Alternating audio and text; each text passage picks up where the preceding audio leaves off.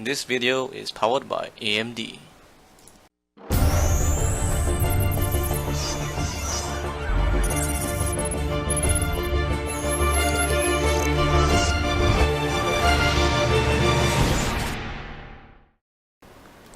Alright guys, welcome back to another video, and today it's a bit of a different kind of video this time. So if you guys don't know, I recently actually just upgraded to another system. I'm talking about my PC here. So if you didn't realize, my current system previously was an AMD FX system, which was using an 8320E, and now actually a couple of days ago I've already upgraded to the Ryzen platform, which is the one I'm currently using. Yeah, so actually upgraded to the Ryzen platform at last. So I'll be showing you guys the full specs later, but I'm just gonna give you guys sort of what I did behind the scenes. So basically did some benchmarking, CPU benchmarking. There are some results that I'm going to show you guys, and also game performance obviously, and yeah, that's about it. So there's a basic comparison between my older system compared to the new one. We're just gonna see how much in terms of performance has improved, and yeah, so basically just to give you guys an idea of the performance differences between my FX system and the Ryzen system. So yeah, basically that's about it. That's a quick summary. So we're gonna move on to the test system. I'm gonna show you guys the key specs of the old system versus the new one. So let's go ahead and have a look. Alright guys, so now you can see my test system that I was using previously before I upgraded, which is the AMD FX 8320E, which is actually a 4-core 8-thread CPU. This is the energy efficient variant to the FX 8320, which has a higher TDP. So yep, this is the CPU that I'm using earlier, and the CPU cooler is the Cooler Master Seidon 120V Plus. It's all-in-one liquid cooler, and have the Asus M5A99X Evo motherboard. So this is the second revision to the first one, slightly better specs compared to the first version. And we have the Kingston HyperX Fury 16GB DDR3 at 1886 megahertz, and yeah, so it's actually overclocked. And last but not least, we have the GPU, which is the Asus Strix R9380 4GB variant. Yeah, this is a sort of a mid-range graphic card. Right, now let's move on to the new system that I have already upgraded to, which is the Ryzen 5 2600 6-core 12-thread CPU. So I didn't go with the X variant because I'm planning to overclock this guy, so you'll see that later. Cooler Master Liquid ML120 is my CPU cooler of choice. And we have the Asus ROG Strix B350 F gaming motherboard. So this one using the AMD B350 chipset, which is actually sufficient enough for me. And we have the Corsair Vengeance RGB 16GB of DDR4 RAM at 2660 MHz, and this is already overclocked. And last but not least, we're going to be using the same GPU, which is the R9380 4GB variant. Yeah, I didn't upgrade my GPU, so we'll be maintaining the same GPU here, because I find that the GPU that I'm currently using is actually pretty sufficient for what I play. Right, now let's move on to the benchmarks.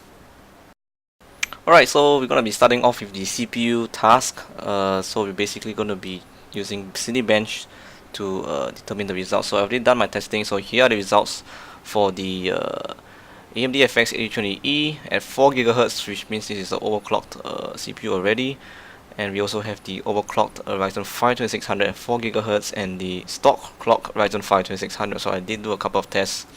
So these are the averages. So single core score, you can see pretty much the Ryzen 5 2600 at 4 GHz has the king here, is the king, versus the FX processor. And in multi-core score, you can see a major difference here. I think at least double the performance in terms of the results you see here versus the FX CPU.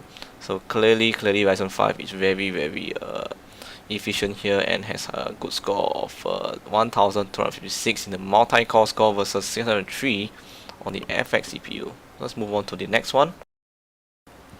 Alright, Adobe Premiere Pro CC. So this one is just rendering a 1080p video at 60 frames per second. This was actually just a short video. I think it's about 5 minutes video. And the Ryzen 5 2600 at 4 GHz just took 99 seconds to render the video, followed by the Ryzen 5 at stock, which rendered it at 120 seconds, and lastly is the FX CPU, which is to be expected. It's already old, so 450 seconds took to render that video. Pretty long, but there you go, that's the result. Right, next up, moving on to games now. So we'll be starting off with Battlefield 1 because this game, I always play this game, and it's CPU intensive as well, not only graphically intensive. So you can see the average frame rates on the FX AG20E. You can see the frame rate is pretty much it's just below 60, so it's 55 FPS on the average side. And on the Ryzen side, the overclocked version got 75 average frame rate, which is fantastic, versus the stock version, which got 64 FPS. And all this was done using the DirectX 12 API in ultra settings. So pretty impressive result there for the Ryzen CPU. Let's move on to the next game. City Skylines. So City Skylines is also a CPU intensive game. There's a lot of physics going on in the background, which requires a good CPU. So we're running it in the 1080p resolution and ultra settings. So yeah, the FX CPU got to only 34 frames in average, versus the Ryzen 5 2600 at 4 GHz, which got 70 frames in average, and the stock version got 56. Right, that's pretty impressive. Let's move on to the next game. Ashes of the Singularity Escalation. So this game is widely used for actually benchmarking in the end. So yeah, it has a good benchmarking utility. So we can choose between CPU focus and GPU focus. So I decided to go with the CPU focused setting using the Vulkan API and high settings 1080p. So yeah, so this game, as you can tell from the results, pretty intensive. So even my Ryzen 5 couldn't keep up with 60 frames per second. So yes, so the FX CPU, man, it was struggling to run the game. So it was pretty much below 30 frames on average, which is 22. The Ryzen 5 overclocked version got 46, which is sort of okay, and the stocked version got 40 frames. Right, let's move on to the next game. Overwatch. So Overwatch is a very famous game. I also always play it. So we benchmarked it in 1080p and ultra settings. So the results here, you can see the results are not that far off. The FX CPU actually managed to maintain a healthy 60 frames per second in average, almost. It's just 62 on average frame per second. Average frame rate, I mean. The Ryzen 5 2600 got a score of 83, and the stocked version got a score of 878, which is pretty impressive still. Right, another game here, Counter-Strike Global Offensive. So this is a well-known game as well, that I used to play as well. So this game is not that highly graphically intensive. It's mostly CPU bound. So you can see on 1080p auto settings, the FX A320E easily pushes 125 frames on average, and the Ryzen 5 2600, the overclocked version, pushed up to 186 frames per second on average, versus the stocked version, which got a score of 169 frames per second in average. Right, moving on to Dota 2. So another famous game here.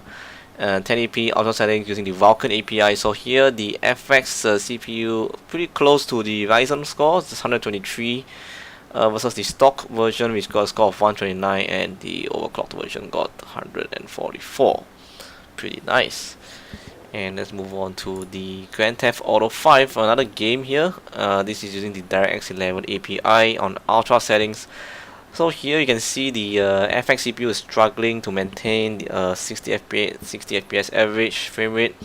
So only managed to get 45, and yeah, sometimes the FX CPU is very choppy. So it's not that smooth in terms of gameplay, even though it's 45 frames on average. On the Ryzen side, however, the overclocked version is having a very healthy lead of 74 frames per second, versus the stocked version, which is 66. Right, moving on to another famous game. This one I think is one of the top games. It's the most popular game right now, Fortnite. Battle Royale game, 1080p ultra setting. So this game is pretty new, so I want to see how it runs on old hardware versus new. You can see the FX CPU struggling to maintain the 60 FPS as usual.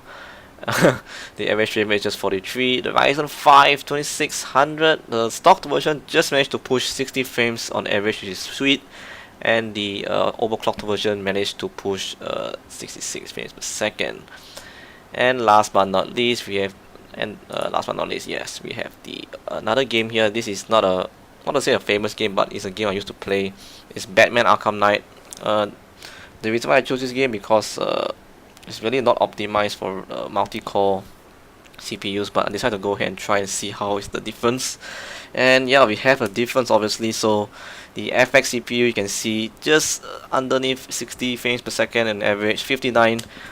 The stocked Ryzen 5 2600 got a score of 75, and the Ryzen 5 2600 and overclocked, the overclocked version got a score of 79. So pretty impressive. You can see the results of all the games that were benchmarked, and the CPU as well. I mean all the CPU tasks as well. Pretty sweet.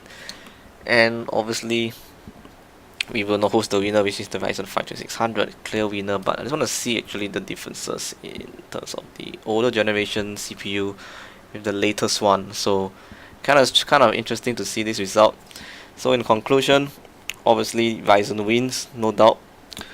I mean, yeah, just to give you an idea of my current setup now, and basically I'll be using this system to do all the YouTube videos that you see going on the channel. Will be rendered with this CPU, or sorry, this system I mean. And yeah, so that is the conclusion.